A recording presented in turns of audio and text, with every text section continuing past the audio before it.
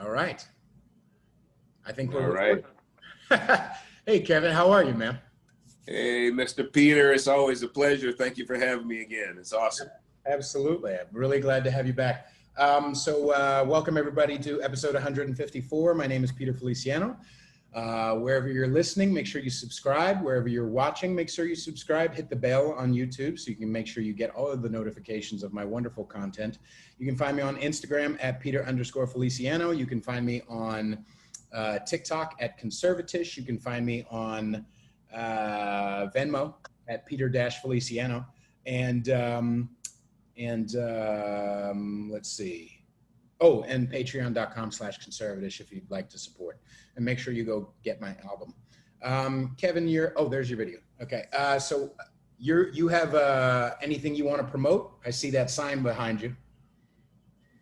Well, okay, so because of Black Lives Matter and everything that they started, and they're in very narrow focus on just police brutality, what I realize is that Black life is much more complex and much more, there are too many aspects in Black life for us to just narrow it down to police brutality. So what I realized is that we actually needed a counter or at least another organization that would really take into consideration every phase of Black life. The reality is not because Blacks are per se, we need extra help, but I don't want to say that too quickly, because we do have Black plight that we have to kind of recognize and take into consideration. So due to Black plight, which would be, starting from in the womb, prenatal care, child care, education, economic disparities, and criminal justice reforms, and all the other phases in between. These are the things that I think that we really need to focus in on and come up with real solutions for, or at least be an advocate to help in a meaningful way in those other realms. Black Lives Matter doesn't do that. So we started Every Black Life Matters. So as opposed to sort of this overarching Black Lives Matter, we're very focused in on every aspect of Black life. Right. So every Black life matters. I like that. Yeah. So EBLM is our, you see the artwork behind me. Yeah, it's gorgeous. And if you focus in on the feet, you see that we have from the womb to natural death. We're going to be focusing on all those aspects because our life is impacted one way or another in every phase of life. So, absolutely, yeah. I was looking at your website. I didn't see anything that I disagree with. It all seems like great stuff, and it seems like, and I know you kind of already mentioned this, but it seems like it touches all those bases without being outwardly, let's hate on Black Lives Matter, the organization. It kind of sneaks in on you, and I like that. And I've been watching a lot of your YouTube comment too. I really enjoy it. Yeah. Yeah. So as it relates to Black Lives Matter, I think that they, if anything, they brought a lot more exposure to the issues of police brutality. So I'll give them that. The reality is police brutality is not as pervasive as we would think, although with the thing happening in Wisconsin last night and George Floyd happening only, 2 months ago, it just seems like it's happening. But when you actually look at the statistics and the actual amount of interactions we have with law enforcement on any given year, it's really pretty minuscule, the amount of actual police brutality and police killings in the Black community. But I say that to say that a lot of people have become a lot more sensitive to Black interactions with law enforcement because of all of the stuff that's going on. And I think in that regard, if we can be more sensitive, if we can be more thoughtful, as we engage with the Black community, I think that in itself is an improvement. So I think overall, there's some things that can come out good for all of the mass, violence and all of that. Although the actual cost to the Black community as a result of the violence, that's pretty intense. That's pretty extreme. So there's a lot of Black businesses that have been lost. They were already struggling during COVID. And then now they'll probably never come back because they've been burned down. What I really don't like and I don't appreciate is too many in the sort of the Black Lives Matter camp are perfectly happy with the terrorists and the white supremacists in Antifa. Mm. And I don't say that, I don't take that lightly. I mean, I say that they're white supremacists because they are. And let me quantify just so your people can sort of process this. Antifa, they've already done a study and they said 98 to 99% of the people who identify as Antifa adherents are white, upper middle or upper class, young millennial types. They all live in suburbs or in some kind of higher, sort of higher housing type of a community. But yet these people, these despicable people, they put on their mask and they come to the Black community to burn down Black and brown businesses, and they have no qualms about it. That incenses me, man. Right. That is a white supremacist move, because if you're sincere about just showing your outrage, you stay in your own community and you burn your house and all the houses around you down. That's what you do. Because you're just trying to make a point, right? Why the heck would you come to a Black community with our struggling businesses, with our, we already only have one Target every 50 miles in our community.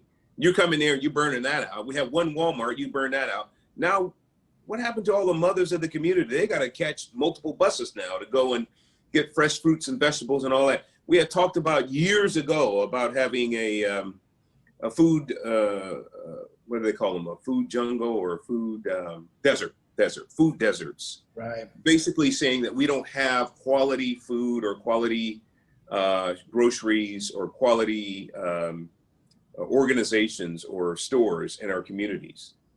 And now we have these types of things happen. We get these white supremacists and Antifa coming and blowing up and burning up all of the stores that were there.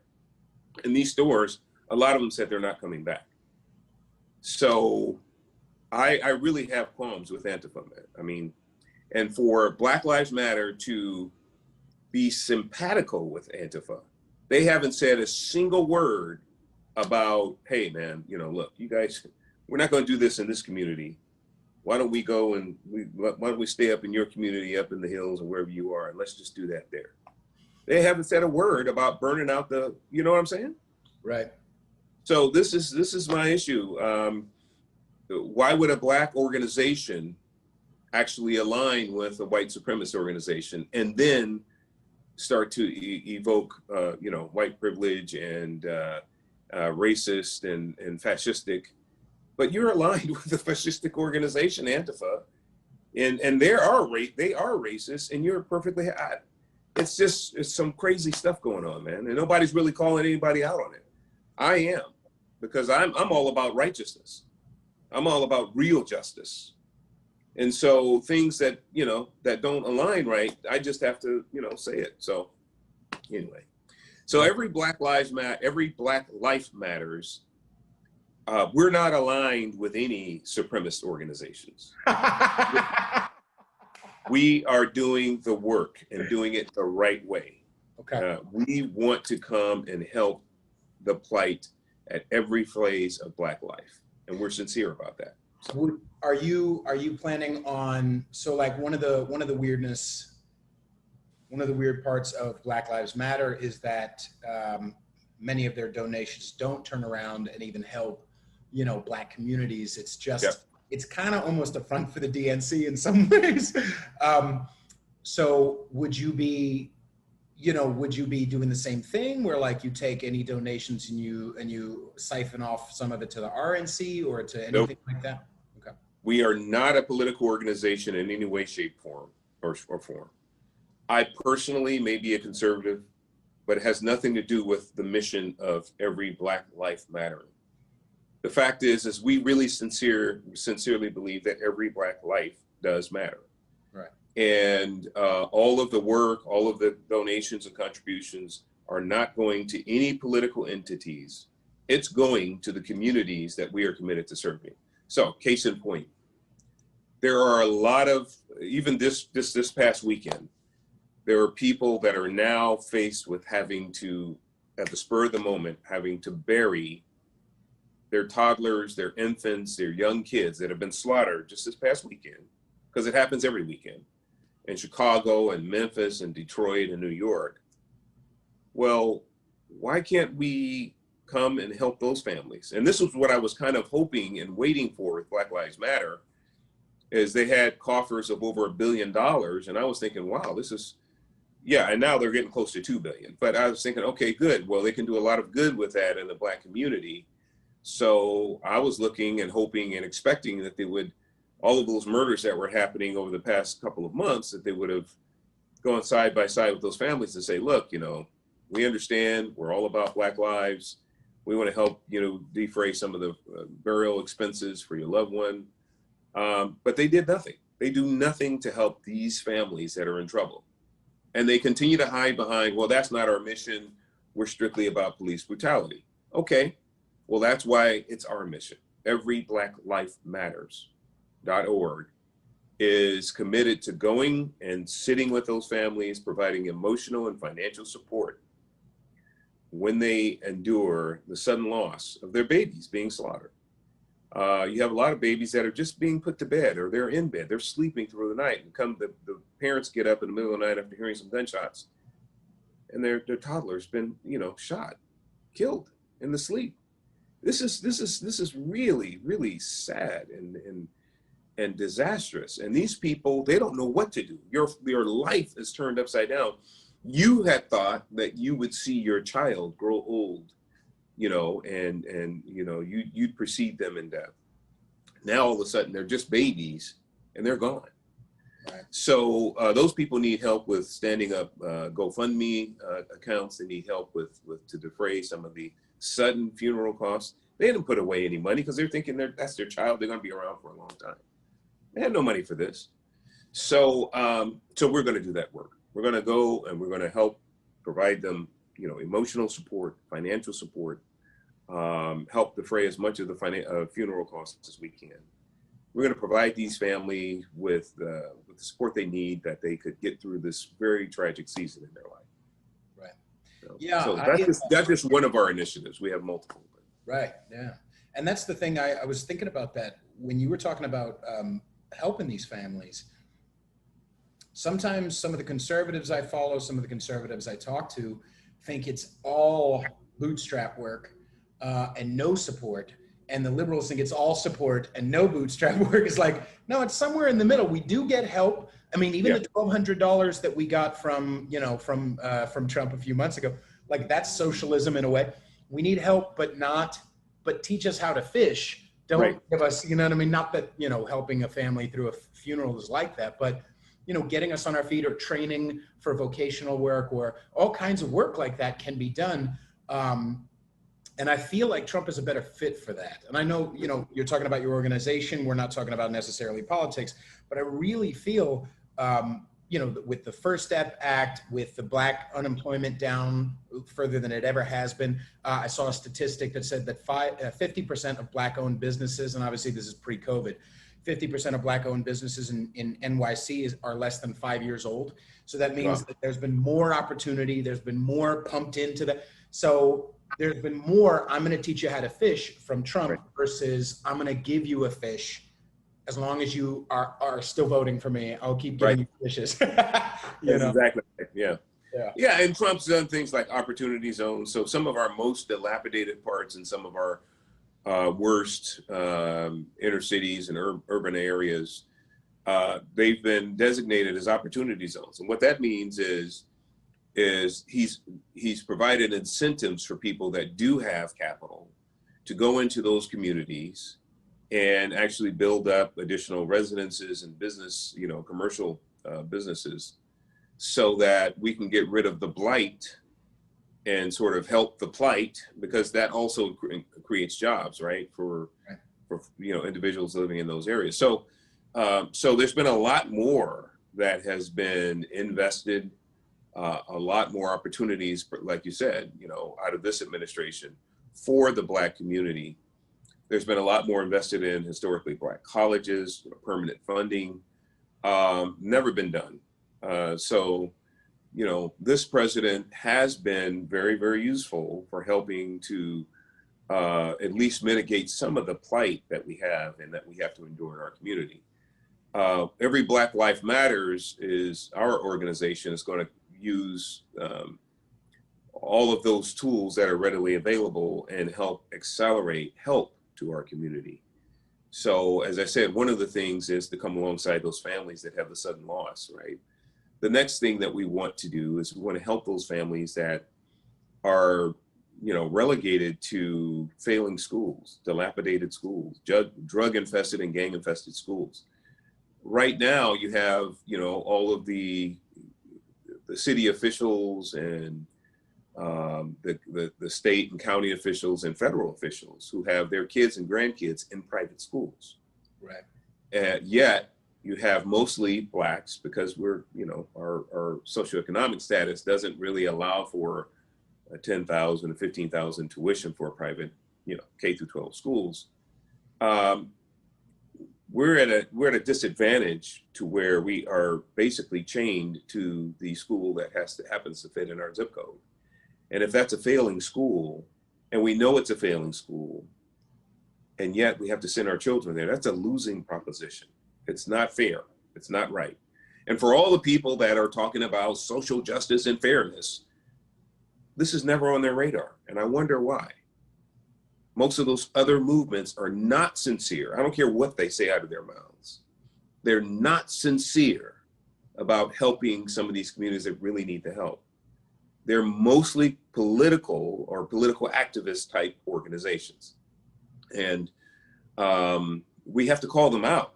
I mean, this is a clear issue that 81+% of the people in the Black community wholeheartedly support. They want to send their children to, different types of learning environments. There's a lot of kids that just learn different. They need a little bit more tutoring, or maybe they need a little bit more hands off, and they can do better on whatever the case is. Why not really give the parents the cash, it's a voucher that they can use at whatever school better fits the learning style of the child. Right now, this one, this one stop fits all, it doesn't work, especially for children or other individuals in the Black community and brown communities that need additional help or different type of help, different type of educational settings. Right. And yet we're relegated to the failing schools, which at the end of the day, at best, we can hope that our child graduates and then maybe go to a 2 or 4 year college. If they were in a completely different environment from K through 12, and actually were always encouraged to learn and maximize their learning capabilities, then we may, for by and large, a lot of them may go on to do great things, become entrepreneurs and go to higher education, whatever. But we're relegated now to this scenario because we happen to fall into a certain zip code and we don't have cash to get out of, to provide better training, so better learning. Yeah, and it's more than just the learning. These people, these kids are often, I think world or countrywide, it's 75% of Black babies are born in wedlock, right? Yeah. Wedlock. So that means that they're growing up often without fathers. Their mom, she's working really hard, but really hard, she's working really hard. She sees them a couple of hours a day. And the right. only example of manhood, the only example of structure is what they're in 6 to 8 hours a day. And the only manhood that they're around are like a weak teacher who's scared right.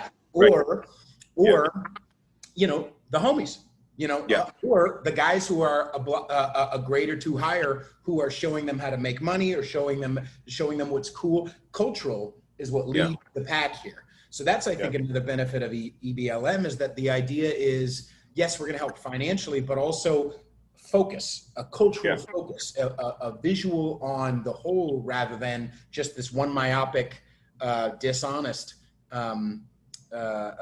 intention, you know? Yeah. So we're going to be standing up for school choice and policies around school choice. We're going to be lobbying and helping our lawmakers federally to really do something about that issue. We're also going to be standing up to the other issue you mentioned, which is fatherhood. We have multiple fatherhood initiatives. Fatherhood, the two most prevalent issues that either prevent crime and actually helps mitigate poverty are education and fatherhood. Right. Actually, they found that if we actually have an active father, the nuclear family is absolutely ideal. But even if we have an active father, so maybe the things didn't work out between the father and the mother, and so the father's not living in the home, but if he's active in the child's life, that is huge for that child, because that child is not left feeling abandoned or feeling not really know how to fit in and actually take the role of a big brother or a growing young man or whatever, and is kind of trying to figure that part out. Right. Having a father to help provide coaching, training, mentorship, learning about about teaching young men as they start to grow into that role, how to be responsible, and then ultimately have their own family, is very, very important, because that helps mitigate, again, crime and poverty. Those are the two most prevalent determinants, education and then a father in the home.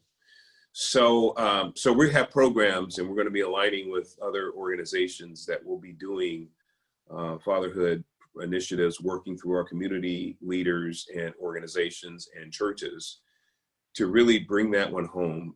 The Black community has suffered with this issue disproportionately. As you said, it's approximately 75% of all Black homes right now are led by one parent, mostly the mother. And that's a real problem. I mean, you can almost just predict the crime and the poverty lines that will now follow that pattern, because we have the historical analysis. So that really sets us up in a losing proposition going forward until some organization can step in and say, you know what, this enough. Let's stop it. Let's work with all the brothers. Let's get them together. Let's talk about the issues that they may not have thought of about their children, so they could become, at the very least, more active. Now, they still may not want to get with the mom of their child. I get it. Right. There's a lot of bad blood. There's things that may have happened, whatever. But we need to help them to focus on the life of the child, especially the young boy. And that makes a huge difference. Really, a father can be active in both the son and daughter, and that would really help. But boy, if he is at least active, at the very least, with his young boys, so they could learn how to grow into being a responsible male. Right. That's very, very important. I even would venture to say, I was just talking with a teacher last night, or maybe 2 nights ago, and we were talking about how lack of structure and lack of consequence, though military schools are more military-minded schools where there's a lot of, they have a clapping regimen, and there's this charter school she was talking about. And, sure, it's not popular necessarily because, they're annoyed with their teacher. The principal's what's the word for hard ass? That I know you're trying not to cuss, but he's he's a soldier, right? He's a general, and though he may not be popular, they get stuff done. right? Right. And I would venture to say that the same cultural problem, the same lack of consequence, the same lack of structure is also what's causing these little white kids to run into Antifa.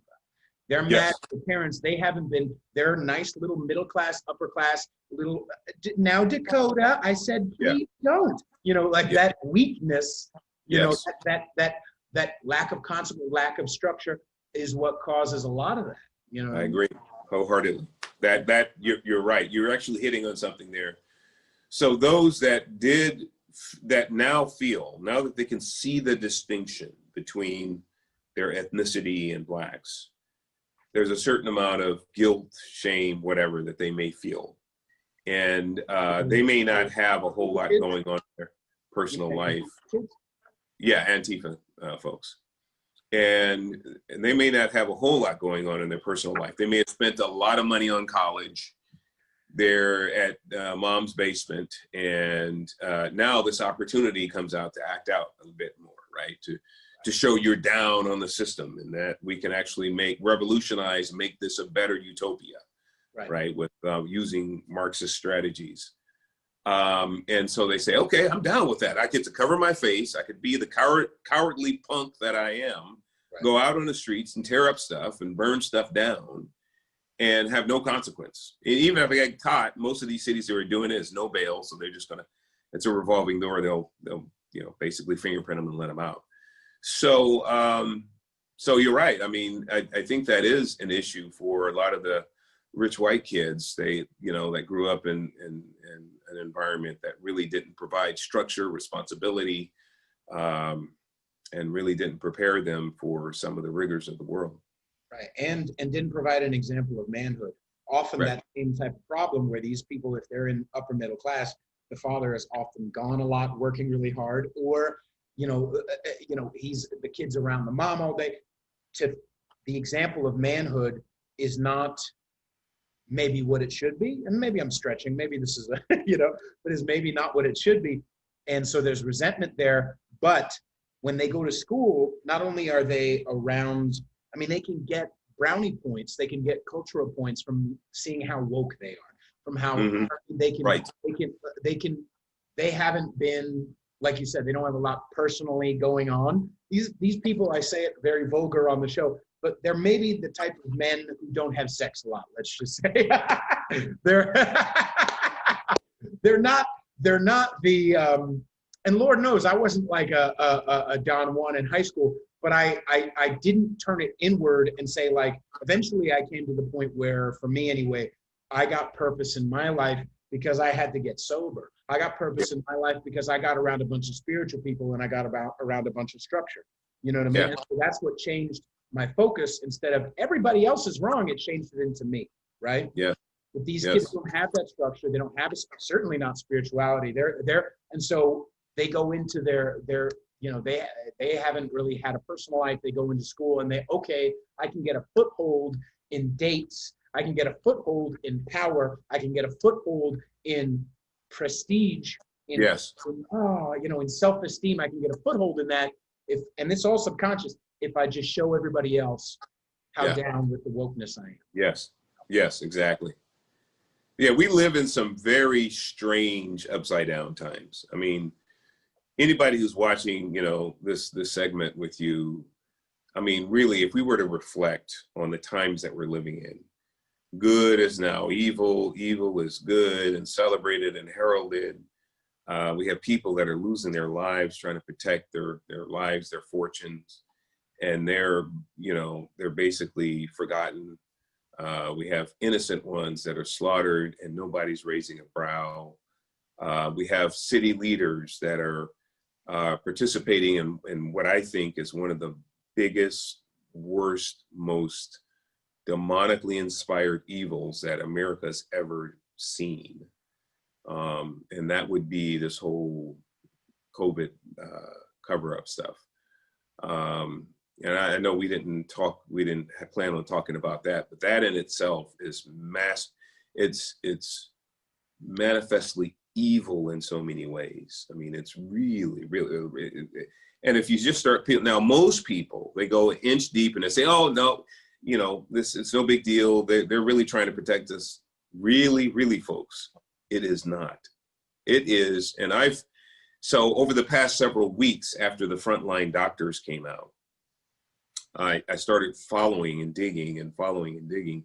And I was in some very private, let's say that, meetings last week with the top experts who are ER experts, frontline experts, and this expert epidemiologist at Yale, who was world heralded, up until they start talking about hydroxychloroquine and how it literally can help as a therapeutic immediately, if not, completely remediate symptoms of COVID. And then for the first time in our history, in American history, these people that are highly accomplished, thousands of people, that patients they've already treated with this exact thing they're talking about, are deplatformed and basically wiped off the internet. You can't even find these people anymore. That should concern every American. There is something very diabolical that they're trying to hide. Now, do you think it's possible that it might be? I mean, yes, I do think there is certainly. I mean, hydroxychloroquine, however you said it, has been FDA approved for 60 years for other stuff, but it's not dangerous. It's not gonna kill us. It's not gonna. You might as well, Yeah. And none of us really know what's happening. Do you think maybe it's not so much an evil thing, but maybe a knee-jerk, maybe that the base of that is evil, but it's a knee-jerk anti-Trumpness. It's a knee-jerk, Trump likes it, so anything he likes, I have to be against.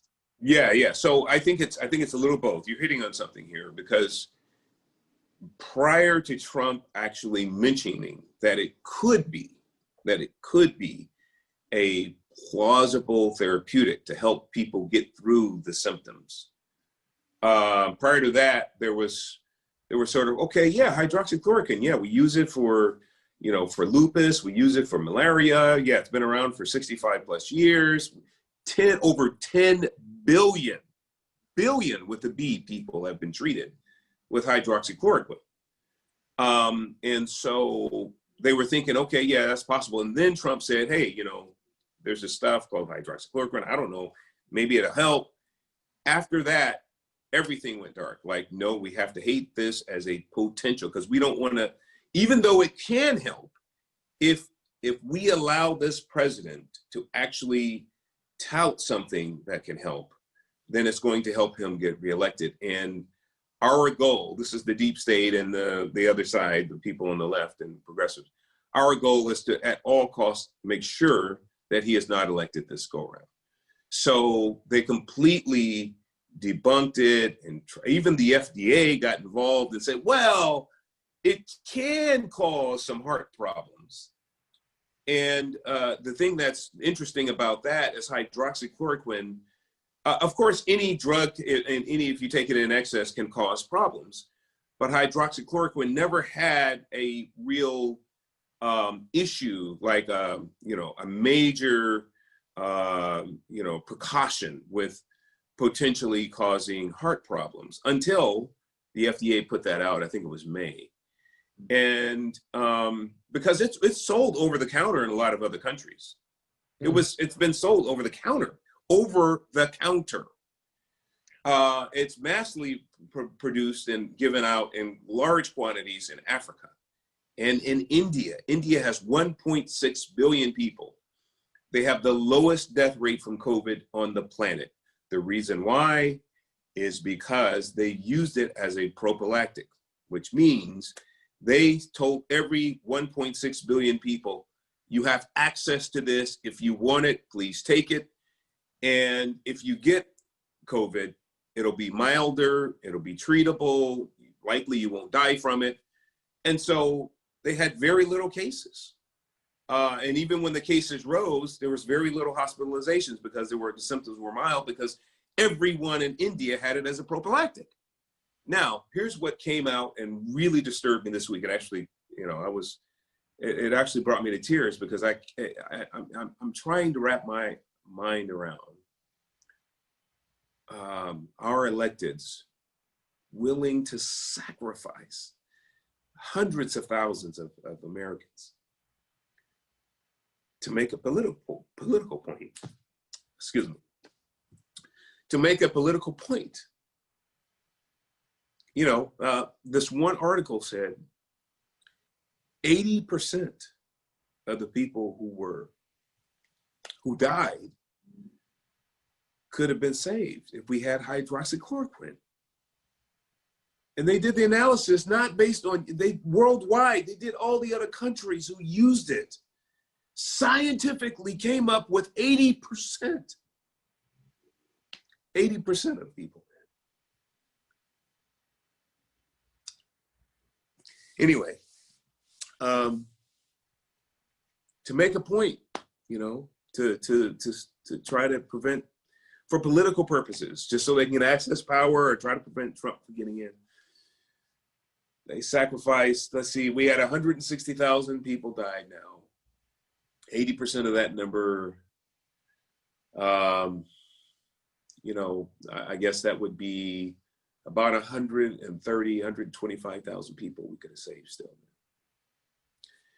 And so, and then when you look at the Black community and realize that 3 times that we have the highest COVID morbidities of any group, we're 3x on a percentage basis, we're 3 times more death rate. Our death rate is 3 times more with COVID than any other race. Right now, that would have been, we would have had 25,000 more Blacks still living, as opposed to 32 or 34,000 that have died. If we just had, you know, people who were our legislators and others who were just more sensitive to the American people. It breaks my heart. I have a hard time with numbers like that, man. It's just, and the thing is you hear about how people die of COVID. It's a horrible death. It's, you know, their lungs explode you know, Peter, I'm sorry. I know this is your thing. No. Yeah, I appreciate it. This really gets to me, man. This is, and then now you have people, the exact same people that actually did this to the American people, willing to sacrifice however many hundreds of thousands, probably even wanting even more so we can make the president look worse. These people are betting on the fact that we're going to vote for them. And, you know, for the most part, they're going to get a lot of votes, man. They're, you know, and I, you know, this to me is just, come on, man, Americans, God, how could we go and vote for people that would sacrifice us, man, like this? I don't know. Now, some of your audience may say, well, Kev, I mean, you know, really, you know, why would you say that it was proven in this and that? And I told you all the other countries that are using it and seeing better rates. But the other thing is like these doctors have been saying, is they said, look, why would you take a medicine off the market? I mean, there's states, Minnesota, Colorado, Michigan, California, certain plans, certain clinics, they would not fulfill a hydroxychloroquine, even if their state allowed it, they wouldn't do it, man. And they would not fulfill a hydroxychloroquine request, even if it were early. Most of the people who die, even with hydroxychloroquine, like, you know, what Fauci says, no, it's unproven because we still haven't. Every single one of those tests, we went through them with these professionals. They said every single one of those tests, hydroxychloroquine with Z-Pak was introduced late.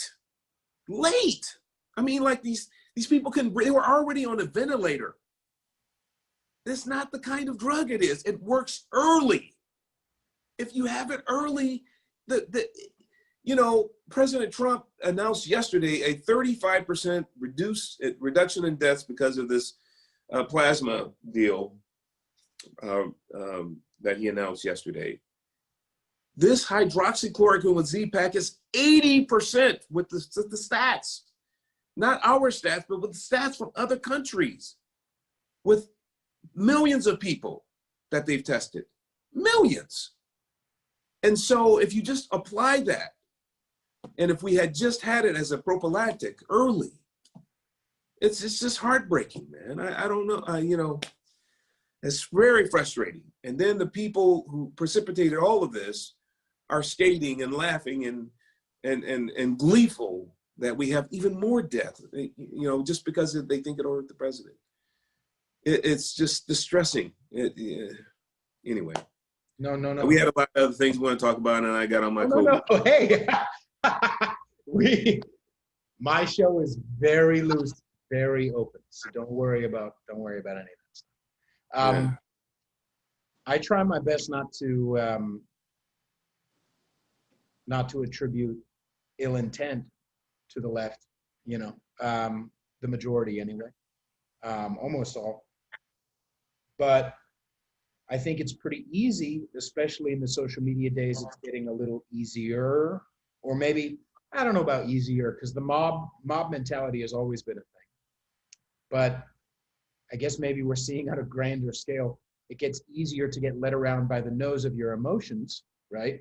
Yeah. And so these Democrats, that's been a weird talking point that I didn't even realize until the DNC started last week or 2 weeks ago or whatever, where Trump's done a bad job with one of the beating drums, besides racist, sexist, blah, blah, blah. One of the beating drums has been, he did a horrible job and people have died because of, they literally trotted out a woman who said that her father died because he believed Trump, which is insane. You're telling me that out of millions of people who have died, or no, how many? It's a couple hundred. 160,000 plus. You're saying at all of those 160,000 are conservatives? Like, no, that's not a thing. But they're just, they don't. I try really hard not to assume that the people who are in charge of the DNC are ill intent. Maybe they really think, okay, let's just fudge the numbers now. Let's just lie a little bit. Let's just once we get power, we'll get everything. We'll make sure of it. And that's just, you know, one of the things I've been talking about on my show is like, okay, everyone or not everyone, but a lot of liberals say that anybody, you know, vote blue no matter who. Okay, why? Let's go through each one. Examine the things you believe. Look, don't just say Trump bad, Trump bad, Trump bad. Okay, examine the things. And I've been on my last episode, I shot a bunch of them down. No, didn't say that he grabs women by the, didn't say they were fine people on both sides, and that's it. End of sentence. You know, we were all going to die when Soleimani. Oh, we're going to start. Trump starting a war when Soleimani. Trump starting a war when he had a tweet war with North Korea. Oh, Trump starting a war. You know, when he moved the Jerusalem, the embassy in Jerusalem. It's like I'm shooting all of these examples down. Now what? You know, right.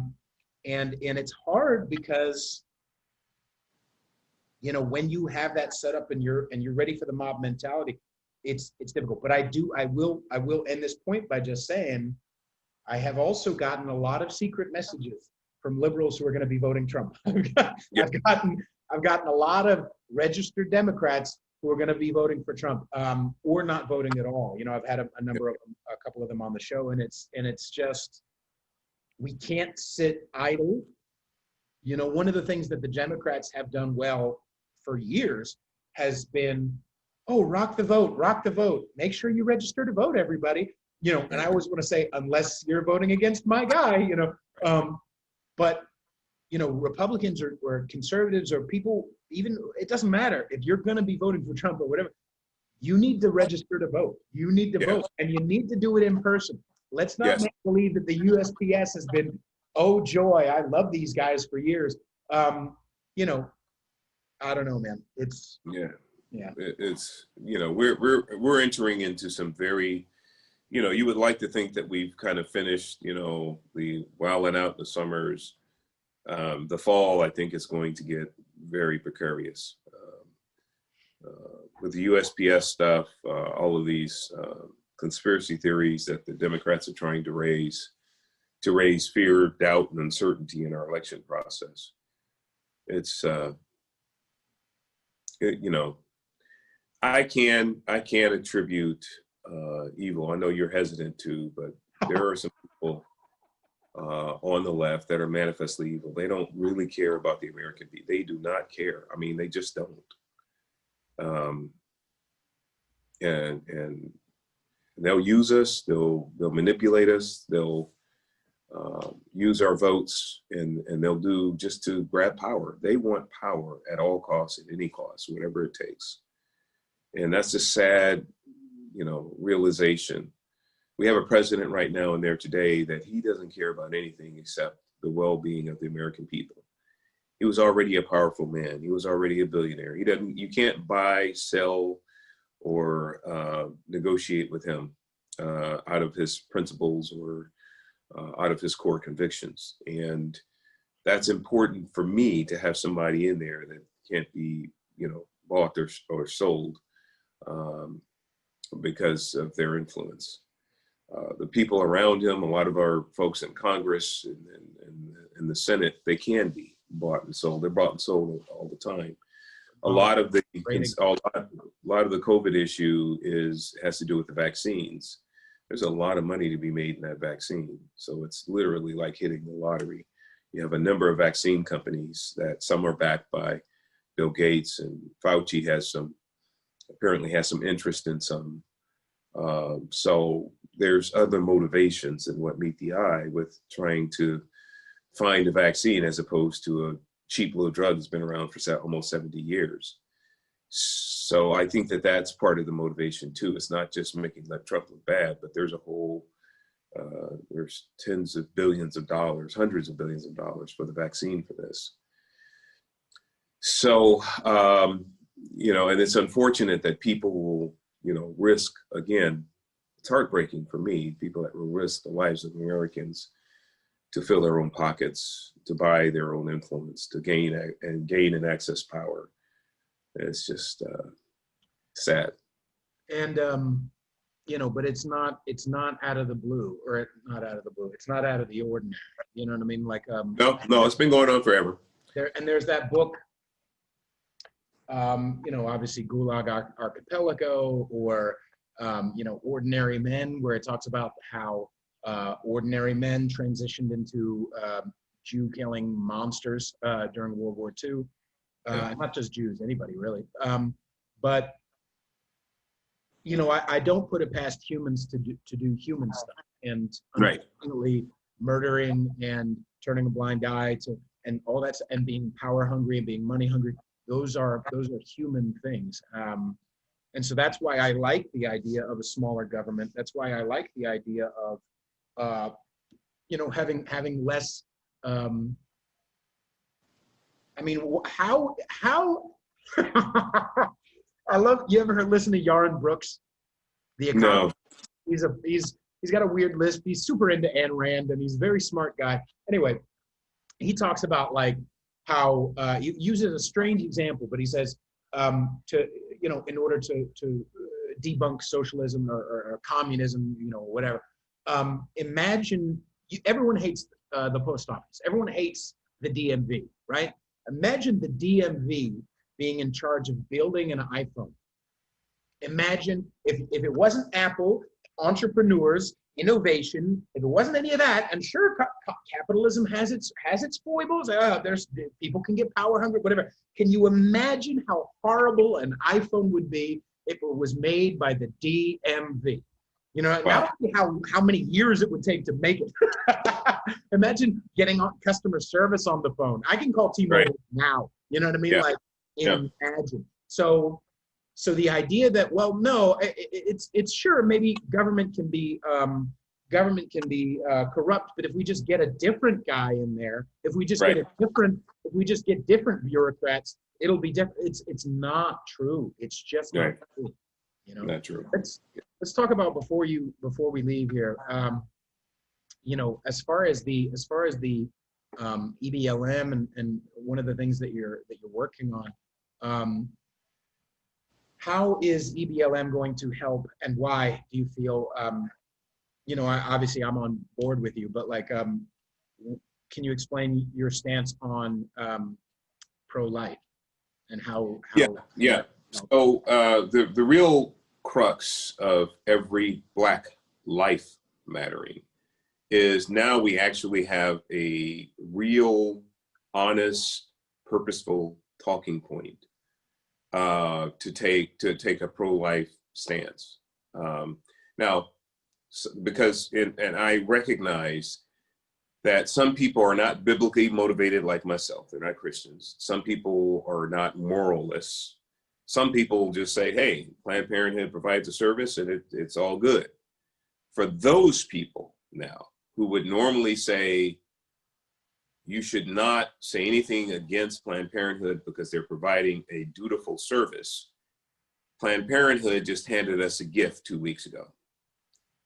Planned Parenthood New York came out and said that we are a racist, systemically racist organization with our founder, Margaret Sanger, who was a eugenicist and she was racist, and we denounce her. That's big, because now every Black life matters can and will go and because we're all about standing up for justice. Right. So that means, and against, not confusing the definition. There's Black Lives Matter confuses the definition. The push on the liberals is like every movie needs to be a certain amount of Black people in it, and that's justice. Right. It's not justice. Right. Yeah. Sorry. And we stand against racism. So if we stand against racism, even the people that think Planned Parenthood provides a dutiful service, we can go to them and say, look, we know that you had your thoughts or ideas or preconceived notions about Planned Parenthood, but they have come out and admitted that their founder and their whole premise was basically essentially racist in its foundations. Today, they still hold a disproportional impact in the urban and Black and brown communities because they're strategically situated in those demographics. So if you're sincere about systemic racism, Ms. Do-Gooder, Mr. Do-Gooder, mostly leftist progressive, then you would stand with us when we go and confront, we march in front of Planned Parenthood, because they are upholding systemically racist machinations, even to this day in our community. So now we can confront them with this. It's not faith-based, it's not moral-based, it's principally based on anti-racism. Right. And a big confusion, I think, is a lot of the left and the progressives think good intention is going to equal good outcome. You're more focusing on what's more racist,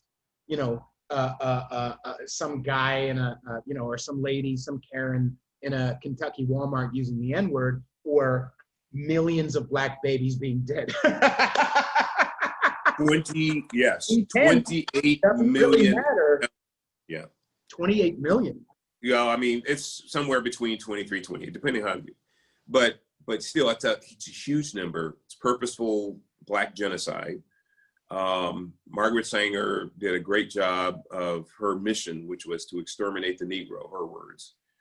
And so now I've been trying to find that quote. I mean, I know there's a lot. It's out there. I'll send it to you. I'll have the exact, I'll send it. Thank you. So, so she's done a masterful job at her mission.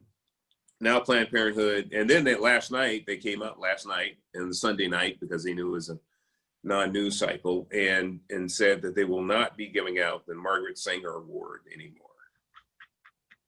So they're trying to denounce her and scoot away from her. But until you start to removing those Planned Parenthood clinics in the Black community, disproportionately high numbers, and start putting those same units on the back of every Walmart. Walmart is, hey, they already done the demographic research. That's where women go, by and large, general, right, to shop. So it'd be good, since you know that you're just there for women, just put them on the backside of every, put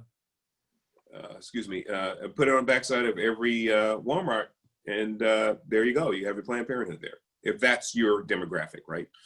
So anyway, so we're going to be working very aggressively on the life in the womb, because that's where injustice begins. And let's not get confused, because there's a lot of, I think people are starting definitely to be calm down on this idea. But the crux is if it's a life or not. And the science does not say that it's not a life. It just doesn't. And because, I mean, you know, the big old liberal atheists are big on like science, science, science. It's got a beating heart. Science, science, science. Right. And also the crux seems to be for these people, you just want to control women's bodies. No, no, no. I don't care what house the baby is living in Right. for 9 months. I don't care. If you could just take it out and let it live somewhere else, wonderful. Don't kill the thing. That's all.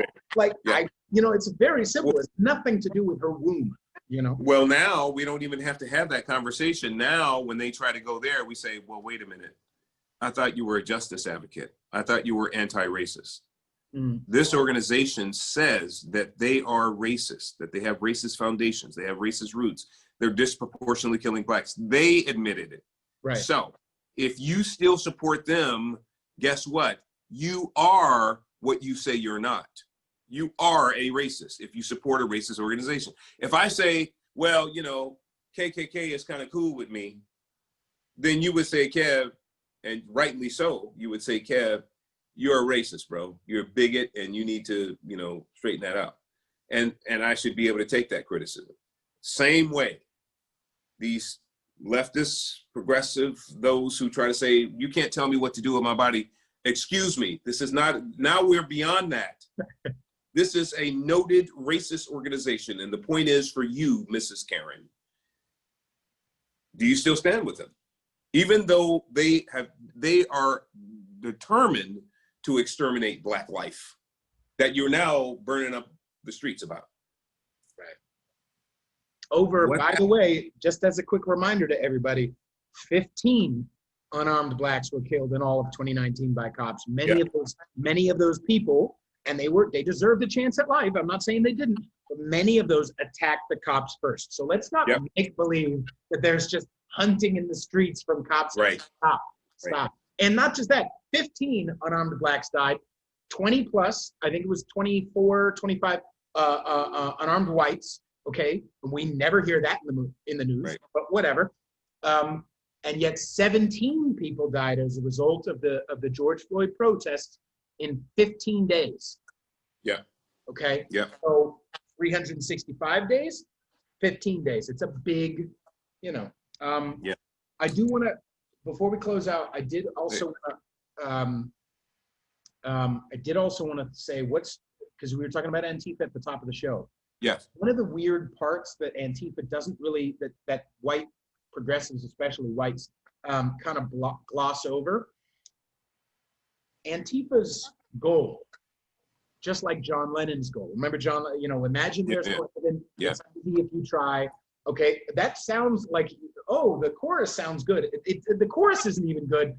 I hope someday you'll join us and the world will live as one. That's literally saying, if you believe as the same as I do, we'll have peace. That's not good, John. That's not good, Mr. Lennon. Anyway, the goal is for a lot of these Antifa kids is to have a utopia that is godless. And my question to the Antifa kids, how are you going to get Jesus out of the hands of Black people? They love Jesus. Black people love God. What are you talking about? You know what I mean? How are you going to build the hierarchy when you've been pumping up Black lives as the saving grace, as the goal, as the ramming head for all this horrendous destruction and for the foundation for your godless utopia? How is that going to work when they turn around and you say, all right, Black people, now we need to get rid of your God? It's not going to go well. It's not going to go well. Yeah, I agree. And I think we could probably end on that note. I have another ball I'm going to have to get to. But Peter, as always, man, it's always a delight. It's always a delight. You're going to have to check me out when you come back to the Bay Area, man. I'm still here. And, you know, so when you come through, you know, let's spend some time. Let's do something together.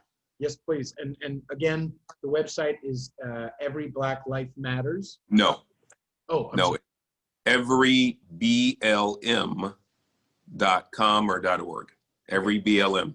Awesome. Lots of resources out there, videos, articles, our pillars and foundations. It's crystal clear what we stand for. So please go out and visit, donate, come alongside of us, help us to make a big difference. Awesome. Everybody, wherever you're listening, make sure you subscribe. Thank you so much again, Kevin, for coming on the show. Thank you.